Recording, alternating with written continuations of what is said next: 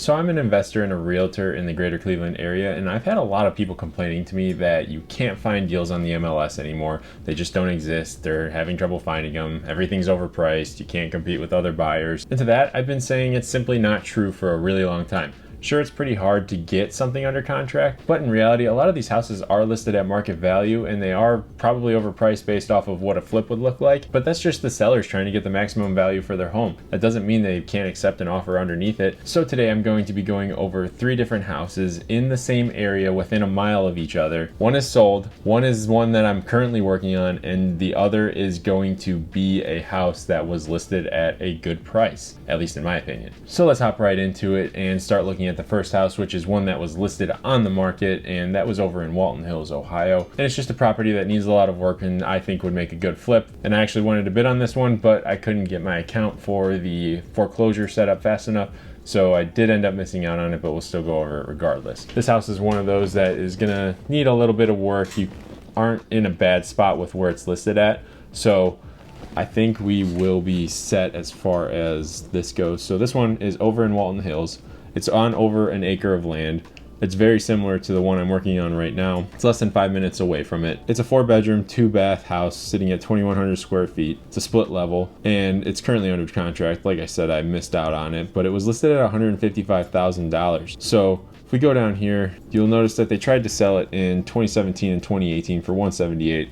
Granted, the housing market wasn't demanding that at the time, so it's now up for auction from the bank, and this is through HUD Home Store, and they're a good option to bid from, but it's kind of weird now in the fact that investors don't get first chance at bidding on houses, owner occupants do. So it's kind of against the opportunity for an investor to get in here right away, but we're going to be going over one in a minute that was listed on the MLS, so we'll focus on this first. So first off, I do a quick calculation for the properties that I'm interested in, and it's 60% times the after repair value of the home. I want to see myself making a 30% profit, and I also have about 10% in closing costs between realtor fees, closing fees, lending fees that I'm going to have associated with the property as well. So that automatically nicks 40% off of the after repair value. Now from there, I subtract my renovation costs. In this property, I am seeing right around $55,000 or so for what needs done, and we'll start to go through this one. So when you enter into this house, it's actually a pretty decent setup. You've got your stairs up to the bedrooms off to the right.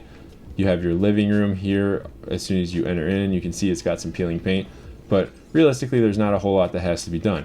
The real issue is the heating down low, just due to the fact that they ripped out all of the copper and basically just scrapped all of the heating lines. So a furnace does need to be installed here. You're not going to be able to reuse the old lines.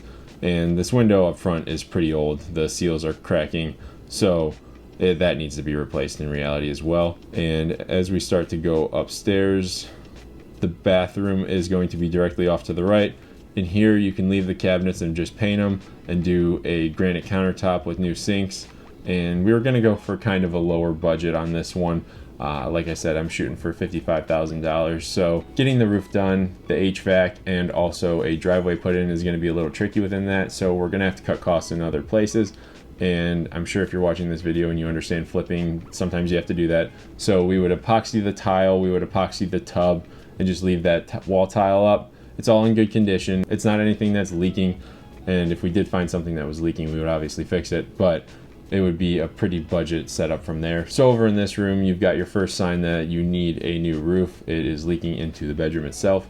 The gutters on this house are extremely clogged as well. So the other rooms are all in decent condition. We would just carpet over the wood floors. I know a lot of people would want that refinished, but it just takes too much time.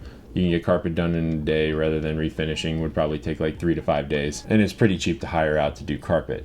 So as we're starting to work our way back downstairs, we have access to the dining room, and the dining room is the other spot that is going to need a pretty solid patch as far as the drywall goes. But again, the ceilings are vaulted. There's not a whole lot to do here. It's just going to be a pretty cut and dry renovation. Over in the kitchen, we have the cabinetry is all in decent condition. So realistically, that could get painted. doesn't really need to get replaced. We would do new appliances for the homeowner. Windows on this house are all older wood Pella windows, so it's a higher quality glass, and we're gonna leave it like that, but we'll replace the ones that do require it. Off in the garage, you've got a 2-car garage, really high ceilings, which is pretty solid. Access to the attic is over in the garage as well.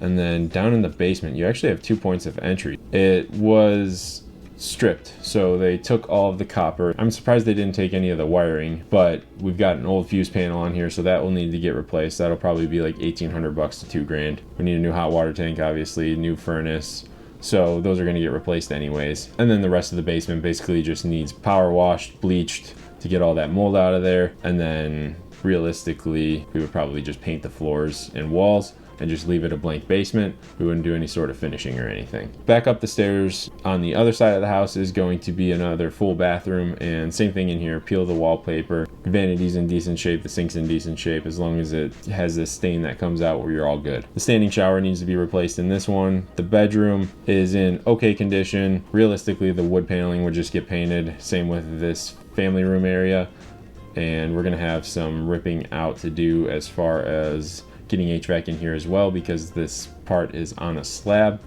so it's not going to be super easy to install, but it does have a wood burning fireplace, which is a nice feature to it, and that back sliding door needs to be replaced as well. It's not in great condition. Outside, all of the siding's in really good condition, and like I said, it's sitting on more than an acre, so realistically there's not a lot to do out here besides cleaning everything up, getting the new roof, making sure the gutters are working, and also getting a driveway. That one could possibly get axed, but I don't know if it will, because all the other streets have some sort of blacktop or concrete, but there are still a few that do have stone driveways still. So that is a cheaper option, but me personally, I would want to see a driveway go in. So that one has not sold yet, but realistically, with the price that it came in at, with $155 for where it was listed, I'm seeing at least $350 for the value of it. And on my calculator, if I do 350,000 times 0.6, leaves me with 210,000. So there's my profit and my closing costs. And then I subtract another 55,000 from that. I'm sitting right at 155,000 on the dot. So that's why I say that this price isn't bad for where it was listed at. Now moving into the second property that we are going to be going over. This is one that I'm actually working on, which is less than 5 minutes away from this, right around a mile away. We have a property that was listed on the MLS. It was an estate from someone, so someone did pass away, and whoever was left in charge of it had to sell it. So you'll notice that this house was sold at $175, but if we scroll down and see what it was listed at, look at that. It was listed at $220,000 when it was listed for sale. It went under contract. The person found a bunch of issues that they did not want to deal with. We went in there, did our assessment, made sure that everything was going to fit the value. Honestly, when we bought this house, we thought it was only going to be worth around $300,000 when it was done. We weren't expecting to make a lot of money, and after going back and forth between offer and counter offer, we ended up at $175,000. So that just goes to show that just because a house is listed at a certain price doesn't mean that's what they'll be willing to take for it. And even if they don't take your offer price right away, it could still be a situation like this to where they have to go through another inspection with another person, and then they back out and then come to you because you know what you're getting into and the other buyer did not. So let's go through this house real quick and see exactly what we're doing. We're kind of mid-project, but it's very similar. It's 4 bedrooms, just over 2,000 square feet. It's on over an acre of land. The only difference is this one is a ranch style home, so it's only on 1 floor, and then it's got the basement. When we rolled up, you've got the big front yard, and it's in a really decent condition after what we've done to it. We did a lot of tear down, a lot of weeds and stuff, but the one thing that we did need to replace on this was the gutter system that is underground to route the stormwater away from the house. Everything was pitched horribly. You've heard me talk about it in all of my other videos. If you have dirt that is pitched towards the house, you're gonna have a bad time with water in the basement, and this house is the prime example of it. We brought in about 10 yards of dirt, and just up front, we probably used about half of it to get the pitch proper. And we also are rerouting all that water to go to the back of the house where it's pitched away pretty steeply, so that way nothing is ever going to have any issues sitting close to the house. Whatever homeowner gets this after us is going to be in a really solid spot. It's not just outside that we're doing a drain system, we're doing one inside, but I'll get to that in a little bit. But other than that, outside we had to rip down a pergola that was about to fall down that was tied into the roof, so that's why this back area looks not so great. We're gonna have to repaint the exterior of the house, but first we have to fix all the fascia boards and everything along with that. And realistically, this one had a lot more exterior issues than we were anticipating anticipating, but that's just part of the game if you're trying to get into it. As we start to work our way inside, this one leads you into the back side of the house, which has a bathroom right as you go in. We're redoing everything in here. It's got all new wiring. The tub is the only thing that stayed the same. It was in good condition. It had recently been epoxied, so we're just leaving it. And then we re-drywalled everything. Didn't really change the layout at all. But where we did change a lot of the layout is actually in the kitchen area. So we took out a wall, put in a huge header all the way across, so that way the living room is open to the kitchen and dining room. And we're actually going to be making this kitchen have an island in it. So it's going to be a really solid setup with how everything flows together. So as we start to work our way through the kitchen and the living area, you can kind of see how it's going to look. I might do an update video after we finish up just so that you can see it. But there is a wood burning fireplace in here. The living room area leads you into the 4 bedrooms. And in that hallway, we're going to be doing a stacked washer dryer. So that way there is first floor laundry and you don't have to go downstairs to do it. Then down in the basement is where a lot of the real work is happening. We do have to rewire this whole house. We're doing a French drain system in the basement. So that way there are no issues with water down here either, because we are going to be finishing it for the next homeowner. And by doing this, with adding the sump pump, realistically there's never going to be any issues with water down here again. It's going to be bone dry, and if you get a dehumidifier, it's just going to keep the air moving and no mold can grow. It's just going to be the perfect setup. As far as the rewiring goes, we already had a new panel set. The French drain basically just catches the water around the foundation and moves it towards the sump pump so that it can be pumped up and out of the basement away from the home. So as you can see, there's a lot of work that has to happen with this one. We're doing a lot of it ourselves so that we can save money. And we're probably going to be around that 55 to 65 mark as well, and don't really have to worry about extra upcharges. We're basically just paying for materials. Now, this isn't what we want to do forever, but in the stage that we're at, this is just what we need to do. And the third property that we are going to be going over just shows you exactly what is happening in today's market, where a friend of mine was actually flipping this one. He got it a few months before we got our house in Walton Hills, and this is only a couple doors down. Very similar attributes, so this set a new comp for the neighborhood. And this one actually sold for $380,000 after he flipped it.